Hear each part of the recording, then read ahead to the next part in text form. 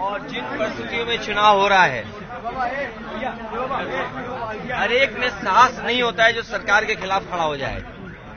सरकार के खिलाफ खड़े होने में साहस चाहिए और दबाव तो हर एक पे बनाया जाता है।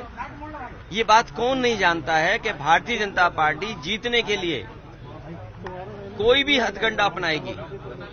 जिस भारतीय जनता पार्टी ने चंडीगढ़ में बेईमानी की हो, बैलेट से जब वोट पड़ा, जीतने के लिए उन बैलेटों को किस तरीके से बिगाड़ा गया, किस तरीके से वोट खराब किया गया, और अधिकारी के माध्यम से उस समय अगर सीसीटीवी न होता और बैलेट से वोट न पड़ा होता तो शायद भारतीय जनता पार्टी को इस तरह से बदनाम होते हुए नहीं कोई देख पाता।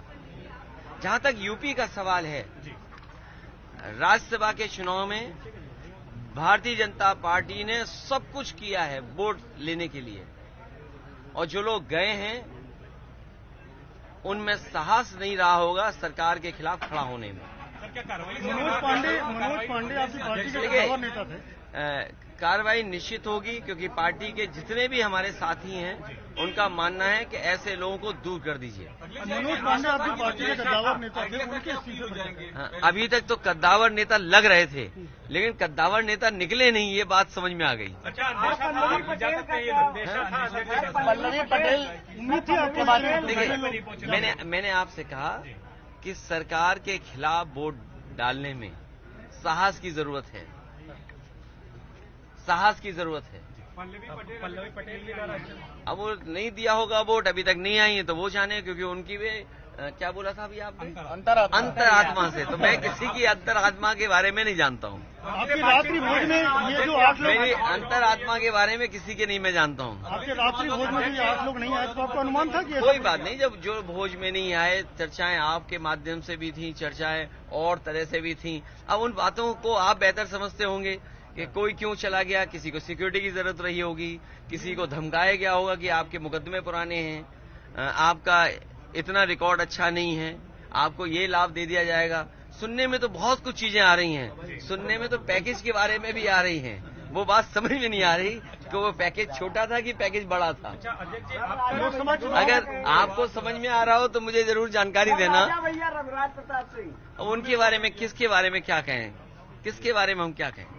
लोकसभा चुनाव के पहले बात की गई थी आपके यहाँ से, आप प्रदेश अध्यक्ष ने बात। देखिए, कई बार कुछ लोग, कुछ होता है खबरों में रहने के लिए। लोकसभा चुनाव के पहले अखिलेश जी, देखिए, लोकसभा चुनाव जो उत्तर प्रदेश का होने जा रहा है, वो उत्तर प्रदेश की जनता देख रही है। क्या वो नौजवान जो दौड़ाए जा रहे हैं, जिन पे लाठी पड़ रही है, क्या वो भूल जाएंगे भारतीय जनता पार्टी को? जो लाखों लाख नौजवान परीक्षा देकर के घर लौटा। बड़ी खबर आपको बता रहे हैं इस समय की अखिलेश यादव मीडिया से बात कर रहे थे और देखिए बड़ी बातें उन्होंने कही। एक बार फिर से सरकार को घेरने की कोशिश की है। वोटिंग को लेकर बोले हैं अखिलेश यादव, बागियों पर कार्रवाई होगी। तो आज अच्छी खबरें नहीं आई हैं कहीं से भी अखिलेश यादव उनकी पार्टी के लिए, और इसीलिए कह रहे हैं कि बागियों पर कार्रवाई होगी। साथ ही वोटिंग को लेकर बोले हैं अखिलेश यादव कई बड़ी बातें। वोटिंग को लेकर अखिलेश यादव ने बड़ी बातें बोली हैं, बागियों के खिलाफ सख्त कार्रवाई होगी।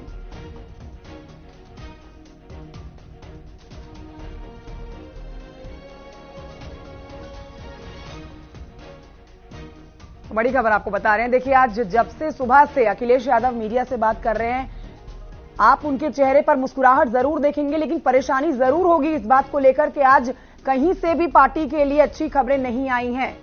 अलाउद्दीन हमारे सहयोगी और जानकारी देने वाले हैं। अलाउद्दीन, बागियों के खिलाफ कार्रवाई की बात कर रहे हैं अखिलेश यादव। जी हाँ, बिल्कुल। देखिए, सुबह से ही खबरें लगातार आ रही थी कि लोग क्रॉस वोट करेंगे, और जिस तरह से शुरू में 3 विधायक अभय सिंह, राकेश प्रताप सिंह, राकेश पांडे पहुंचे हैं विधान भवन में, उन्होंने कहा कि सीधे तौर से वे एनडीए को सपोर्ट करेंगे। फिर खबरें आ गई कि हाकिम चंद बिंद भी क्रॉस वोट किए। इसके अलावा उसके बाद से जब मनोज पांडे पहुंचे तो बात और ज्यादा स्पष्ट हो गई। तो ऐसे में अभी जस्ट निकल करके जब गए हैं अखिलेश यादव पार्टी दफ्तर के लिए, क्योंकि समाजवादी पार्टी के करीब 100 से ज्यादा विधायक वोट कास्ट कर चुके हैं।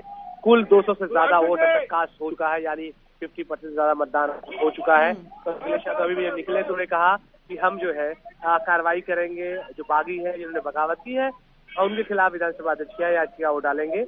हालांकि आमतौर से इस तरह के केसेस में याचिका तो पड़ जाती है, लेकिन बहुत ज्यादा कार्रवाई या सदस्यता जाने का खतरा बहुत नहीं रहता है, क्योंकि इस केस में, राज्यसभा के केस में, लोग वोट जो कास्ट करते हैं अपने लोगों को दिखा करके, जो एजेंट होता है उसको साफ तौर से दिखाते हैं और वोट किसी को भी काटते हैं, लेकिन दिखाना अनिवार्य तो होता है। मान के चले अलाउद्दीन कि आज जिस तरह से समाजवादी पार्टी को झटके पे झटके मिले हैं, आज चुनाव के दिन तीसरी सीट की जो उम्मीद पार्टी ने लगाई हुई थी वो उनके खाते से निकल गई है। लगभग आप कह सकते हो बिल्कुल निकल गई है, क्योंकि वो मायूसी समाजवादी पार्टी के खेमे में दिखाई दे रही है। आलोक रंजन जो कि पूर्व मुख्य सचिव रहे उत्तर प्रदेश के, वो 30 प्रत्याशी समाजवादी पार्टी के हैं, उनसे भी हमारी बातचीत हुई, उनके चेहरे में भी मायूसी थी और उनको भी, उन्होंने भी तभी जमाने बात कही कि खेल लगभग खत्म हो गया है। अब जब 4 बजे तक मतदान है, 4 से 5 तमाम बैलेट वोटर को सहेजा जाएगा, 5 बजे से काउंटिंग होगी, तो आप मान के चले 7 बजे तक सभी रिजल्ट आ जाएंगे। 8 सीटें जो है भारतीय जनता पार्टी के जाने की पूरी उम्मीद ही नहीं, बल्कि आप उसको कंफर्म एक तरह से मान सकते हैं। इसके अलावा समाजवादी पार्टी 2 प्रत्याशी जीतते हुए दिख रहे हैं, रामविलास सुमन और जया बच्चन। तो आप इस बात को मान सकते हैं जो सिनेरियो अब तक बना हुआ है वो बिल्कुल स्थिति साफ हो गई है। लगातार जो कॉरिडोर है तिलक हॉल का, वहां पर सभी दिखाई दे रहे हैं, खुश है, लोगों से बातचीत कर रहे हैं। लेकिन अलाउद्दीन ये वाकई में एक चर्चा का विषय हो जाएगा कि आज जिस तरह से एक भी अच्छी खबर समाजवादी पार्टी को नहीं मिली, चाहे किसी ने विधायकी छोड़ दी हो समाजवादी पार्टी की, या फिर सोशल मीडिया प्लेटफॉर्म फेसबुक पर जाकर भगवान श्री राम की तस्वीर लगाई हो, मतलब एक के बाद एक बुरी खबर समाजवादी पार्टी के लिए जो आई है, इसमें क्या ये मान के चलें कि विधायक भी आज ही के दिन का इंतजार कर रहे थे कि राज्यसभा का रण होगा और उससे पहले वो इस तरह से पार्टी को झटका देंगे? उत्तर प्रदेश लोकसभा इलेक्शन है, इसको बड़े नजरिए से देखा जाना चाहिए। तो ऐसे में भारतीय जनता पार्टी, ये देखिए, इससे पहले जो 2 साल पहले ठीक इलेक्शन हुआ था, इतनी सारी क्रॉस वोटिंग नहीं हुई थी, क्योंकि उत्तर प्रदेश में लोकसभा इलेक्शन है। तो ऐसे में विधायक अपना भविष्य और बेहतर करने की कोशिश, पॉलिटिकल व्यक्ति अपने चीजों को और बेहतर करने की कोशिश, जो कि लोकतांत्रिक अधिकार भी हर व्यक्ति का कि वो खुद का कैरियर को बेहतर करे। शायद इस दिशा में लोकसभा इलेक्शन भी नजदीक है, माना जा रहा है कि दिनों बाद आचार संहिता लग जाएगी इलेक्शन को लेकर के, इसलिए कोई अब खुद को सेफ जोन में लेकर के जाना चाहता है। ये वजह है कि ज्यादा भगदड़ इसलिए और बची, क्योंकि 2 साल पहले जब इलेक्शन हुआ था, समाजवादी पार्टी और बीएसपी के कैंडिडेट भीमराव अम्बेडकर जब इलेक्शन हारे थे 1 या 2 वोटों से, तो उस वक्त इसकी क्रॉस वोटिंग नहीं हुई था। हालांकि नितिन अग्रवाल ने उसको क्रॉस वोटिंग की थी और बाद में उनको उसका इनाम भी मिला था। लेकिन आप इस बात को मान के चले, ये बड़ी ठीक है अलाउद्दीन, बहुत शुक्रिया आपका जानकारी के लिए। तो देखिए लगातार वोटिंग जारी है और 50% से ज्यादा अभी तक वोटिंग हो चुकी है। मुख्यमंत्री योगी आदित्यनाथ भी पहुंचे थे, वोट कास्ट किया उन्होंने। अखिलेश यादव आपने देखा वोट कास्ट करते हुए नजर आए और मीडिया के सामने अखिलेश यादव ने आके अपनी नाराजगी भी दिखाई है। सरकार को घेर रहे हैं, सरकार पर गंभीर सवाल उठा रहे हैं, सरकार पर गंभीर आरोप लगा रहे हैं। लेकिन आज एक भी अच्छी खबर समाजवादी पार्टी के लिए नहीं आई है, बल्कि एक के बाद एक झटके समाजवादी पार्टी को दिए गए हैं उन्हीं के विधायकों की तरफ से। ये मुख्य संचेतक मनोज पांडे आप देख रहे हैं इस समय, जिन्होंने पद छोड़ दिया, इस्तीफा दे दिया। अब आप ये देखिए, ये एक और बड़ा झटका है समाजवादी पार्टी के लिए, क्योंकि बिल्कुल उम्मीद भी नहीं लगाई होगी इस बात की कि मनोज पांडे जो हैं वो मुख्य सचेतक पद से छोड़ देंगे इसको और आगे बढ़ जाएंगे।